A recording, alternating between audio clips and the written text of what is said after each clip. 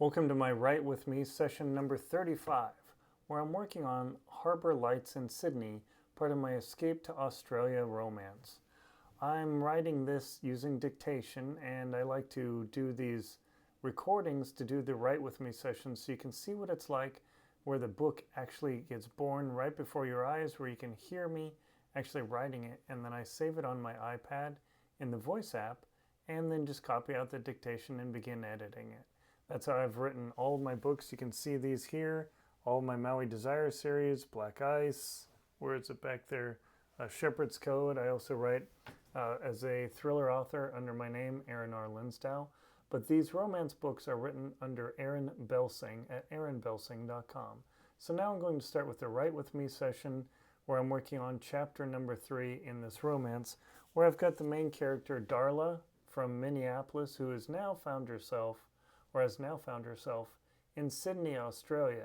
And we're working towards the meet cute and the romance part, where the female main character and the main male character finally meet in a surprise moment. That'll be fun. But chapter 3, more development of Darla's experience in Sydney. So I'm going to start the recording here. I'll pull up my notes. Chapter 3. Okay. Harbour Lights at Sydney, Chapter 3. Darla wakes up. Let's see now.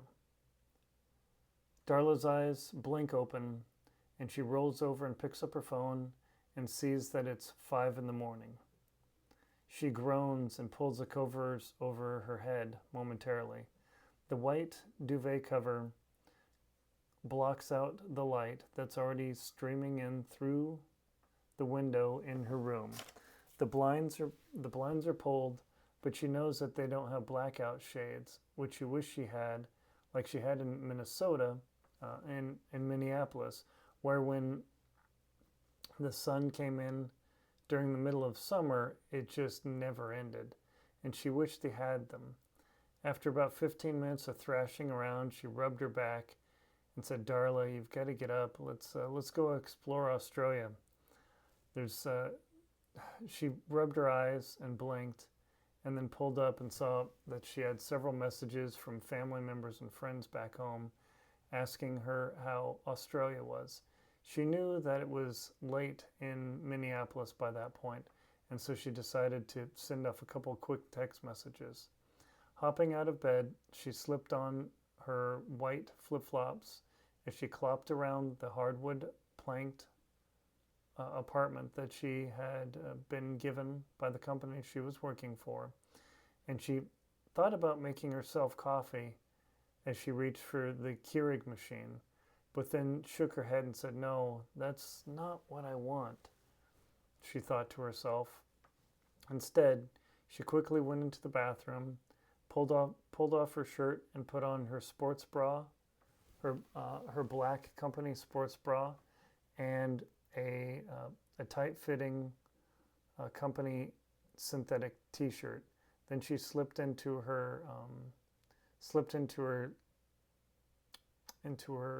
black leggings and looked at herself in the mirror and said, "You're going out as a ninja today, Darla." She felt the smooth synthetic fabric against her thighs and thought that after a week of travel and running around, she needed to get out and do a little bit of exercise. "Darla, for all the time you spend in the gym, don't let it go just because you're in Australia and you've got incredible food." She grabbed her keys and her phone and then walked out of the apartment and locked the door and proceeded downstairs and headed for Manly Beach.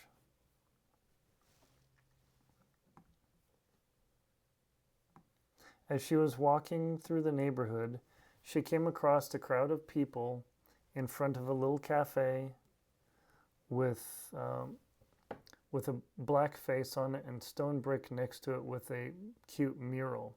She saw the people standing there and saw coffee and pastries being served, and she thought, "Oh, why the heck not?"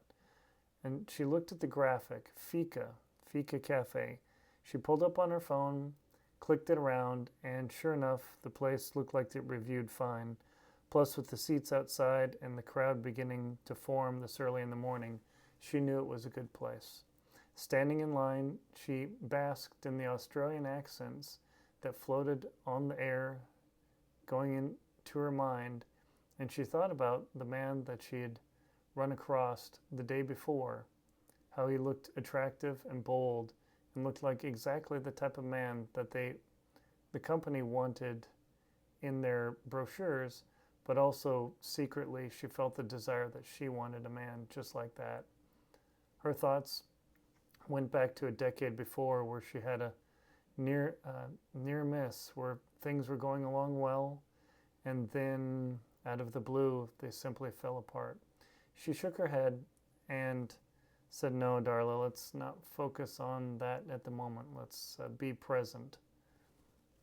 So she came up to the counter, and the young woman had a strong accent, which Darla struggled with a bit, and she apologized and said, I'm sorry, I'm from the States, so this is all new to me, and I've got a bit of jet lag." Immediately, the girl behind the counter became very chipper and said, "Oh, welcome to Australia. We really appreciate you being here. What would you like? We've got a nice espresso we can serve you and some pastries, and you can see all of our other items down in the front here." Darla thought for a moment and said, "Espresso, actually that'd be a nice choice. I understand Australia is the king of coffee."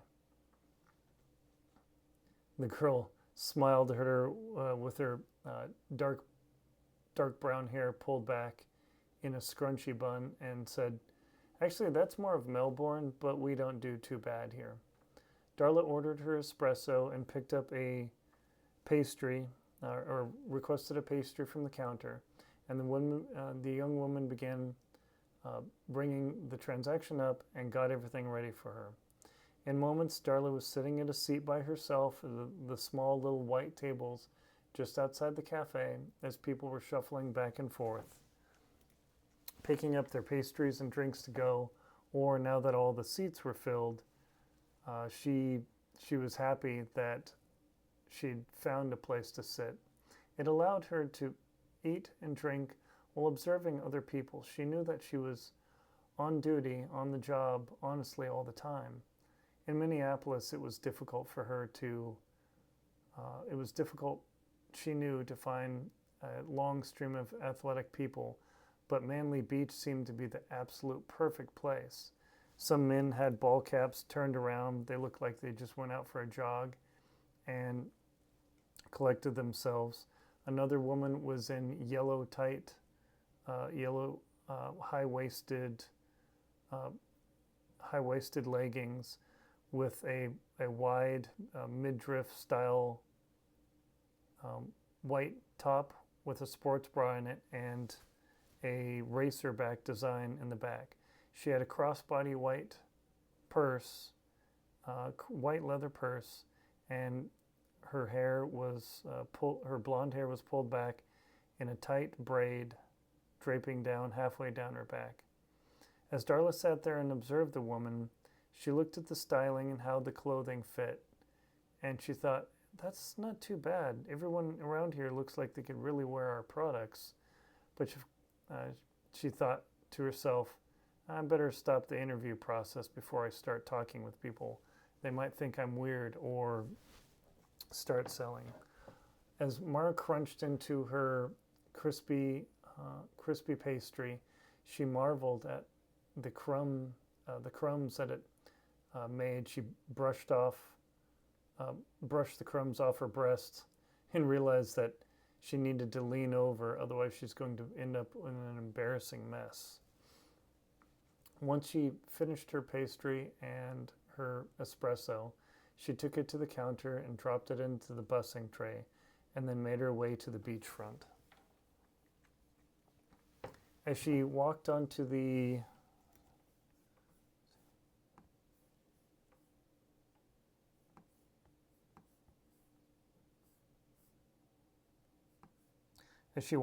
promenade on just along Manly Beach, she was amazed at the number of runners, walkers, and women walking their children and men walking their children in strollers all up and down the promenade.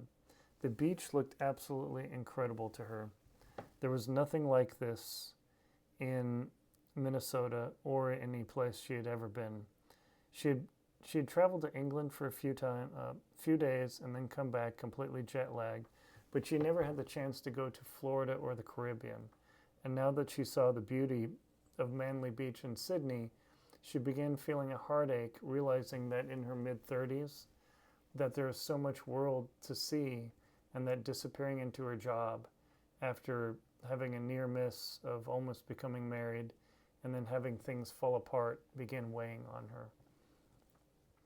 As leaning against the rail of the handwalk, she thought for a moment to herself of, this is an incredible opportunity that she needed to take full advantage of. Even though she worked for a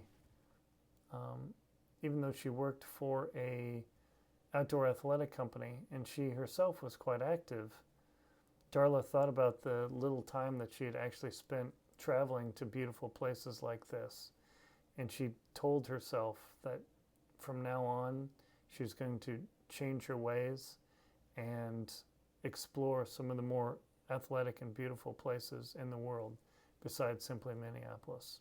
Just then a woman stood next to her enjoying the view, and with a light Australian accent, the woman said, "It's such a beautiful morning, isn't it?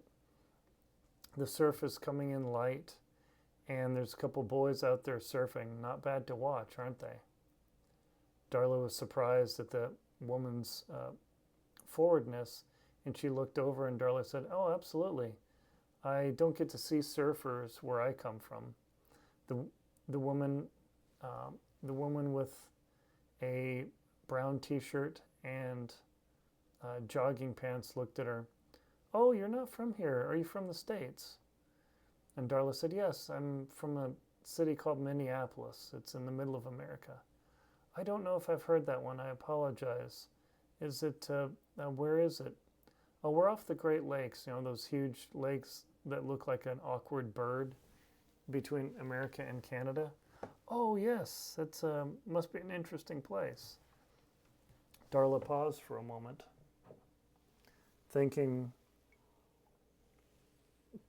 that standing here in Manly Beach in Sydney was interesting, and her world was anything but not. Instead, Darla smiled at the woman and said, "Yes, it's actually pretty interesting, definitely a lot of energy, but no beautiful turquoise water like you had here." "Well, I hope you enjoy Manly Beach and your time in Sydney. Take care." The woman left Darla and waved to Darla and then left her standing in her thoughts. Oh, that's amazing how people are nice here. As Darla turned and continued walking towards the north, she looked at the stretch of beach and the several people already laying on it. The light cream-colored sand transitioned to a dark caramel color, where the the waves continued to wash up and down it. To her left was a long stream of tall apartment buildings, with one very large one near the end of the walkway. As she continued strolling along, she felt how her shoes pressed against her feet in the faded red large bricks of the walking path. She thought about how her leggings from the company felt against her thighs, and how her sports bra and shirt contained her breasts, where they felt comfortable and still natural without being mushed against her body. And she thought about the different series and then watched as other women walked past with similar outfits and began analyzing how they would fit and what they would look like, or her product line would look like on them. Several, as they walked past, she shook her head and said, "Oh my gosh, that's a terrible fit. We could do so much better for you." But then a few, she saw this one petite woman walking by and was amazed how form-fitting and attractive the look was. She pulled her phone out of her pocket, and once the woman passed, she secretly snapped a photo pretending to take a picture of the beach, but she caught the woman back. And Darla thought to herself, well, it's a good thing I'm not a man. They'd think I'm a creeper. but I'm just doing product research. She zoomed in and looked at the fit of the sports bra and the leggings that the woman had, how they ended mid-calf, and she thought, that's an interesting capri length. With those cream-colored leggings and her white sports bra, they actually fit her legs even though her calves aren't very big. As Darla continued to walk along the promenade towards towards the tall apartment building at the end, she saw how the beach pulled in and began blocking her path. She thought about how she might need to walk across the beach because she looked on her phone and saw a place called Manly Wormhole. The picture looked pretty interesting, and she decided that she wanted to go do a little adventurous exploration.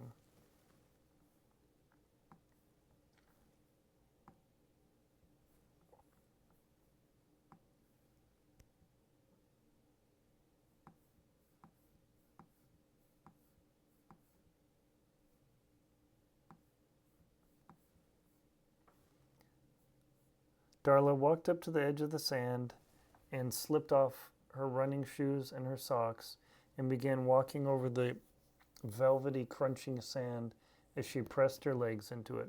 Feeling warm from the effort, quickly, after walking across the sand, she felt the comfortable, familiar burn of sand walking in her calves and in her thighs. And she thought, after a week of travel and not running, she wanted to get a little bit of exercise. So as she walked towards Manly Creek, she approached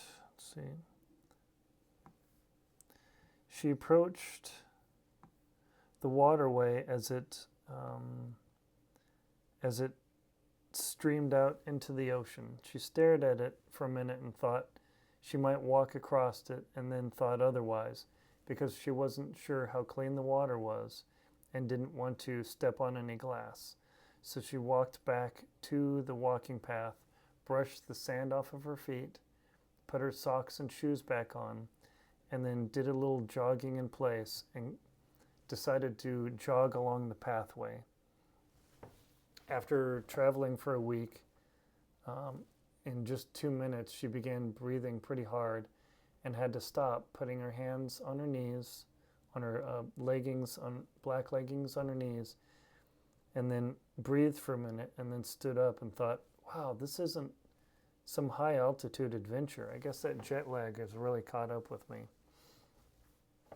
Just then, two shirtless men jogged past, and she couldn't help but staring at their strong physiques.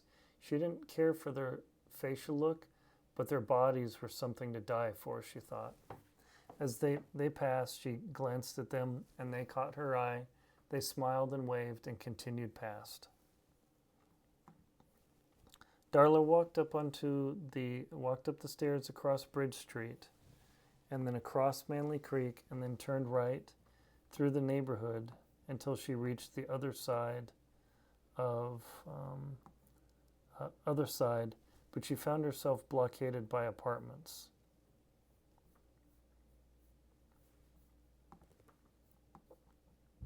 So she slowly worked her way through the apartments until she walked through using her phone map until she came out to an opening where she saw a pool where the ocean actually forced its way into the pool. And then she turned left and began hopping on the rocks. Careful to not fall and break anything, she found Manly Wormhole. She looked at the rock opening, how the waves were crashing into it, and was happy that the tide was low. She walked into the hole and saw a young couple standing inside there, holding hands and giggling as they were talking. She thought about not going in to disturb them, and then she shrugged when they waved her in and said, "Oh, come in." The young teenager girl beckoned her and said, "Oh, isn't this wonderful? We love coming here. Darla stood in the echoing space with the wet rock dripping around her, and she looked at the sandstone and thought about the houses just above and wondered how they hadn't washed away. Soon the couple left, and she was left to her own devices, thinking about the things she wanted to do. She hadn't seen a koala or a kangaroo yet, and she thought about the two men jogging by and how attractive they were. And then she looked at herself and being alone. And then she thought about that man she had done the dance with the day before. She couldn't get him out of her head, and she looked at her phone and began punching in a list of things she wanted to do in her Organizer app, so she was ready to not miss anything, even though she's told herself, even though I have 2 months here, that time will pass super fast. I need to experience the place while I can. Perfect. All right, that was chapter 13. I'm going to stop the recording of the audio now, and let's see how many words that was. Okay. One moment. I'll copy the transcription from the voice app as soon as the little cursor thing actually works. Copy. Okay. Drop that into Scrivener. And that was 2,745 words. Alrighty, I love doing this. This is so much fun. Oh, let me hit done here, and you can see right there. Oh, 2,746, even better. Perfect. You can see how many words I created there. And that is the process that I'm using to write my romance novels. We're establishing that Darla is a foreigner in Australia, and she's got a hot guy in her mind already. Wait for the next chapter when she reveals, or she gets the surprise reveal of just who that is. My name is Aaron Belsing. I write these romances under Aaron Belsing. My name is Aaron R. Linsdau, and I write my thrillers here, and you can check out my Maui Desire series, as well as all my other romance books at aaronbelsing.com, and also my thrillers and nonfiction books at aaronrlinsdau.com. Thank you very much for watching, and I appreciate your support of watching these videos and giving me comments and support. I really appreciate it. Thank you very much, and please like, comment, and subscribe.